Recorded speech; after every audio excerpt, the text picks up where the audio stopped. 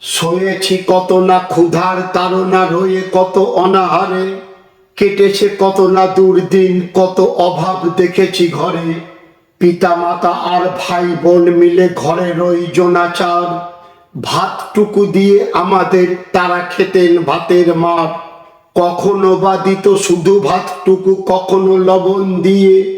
যাযাবরের মতন কেটেছে জীবন শত ব্যথা বুকে নিয়ে। চালের অভাবে হয়তো কখনো চড়েনি ভাতের হাঁড়ি, কখনো থেকেছি ক্ষুধায়, কখনো খেয়েছি তালের মাড়ি। খেয়ে না খেয়ে দিন গেছে বয়ে, দুঃখে কেঁদেছি কত। দিন থেকে মাস বছর কেটেছে এভাবেই অবিরত। কখনো মেটেনি স্কুলের বকেয়া, কখনো বা টিউশন। জীর্ণ বস্ত্র পরিধানে কত পেয়েছি অসম্মান। পীড়িত শরীরে রই ঘরে পড়ে দুঃখে কেঁদেছি কত। একটিও টাকা থাকতো না ঘরে দাওয়াই কেনার মতো। বুকে নিয়ে ব্যথা একটাই কথা বলি আজ সমুদয়, অকারণে যেন অর্থের কোনো করোনা কো অপচয়।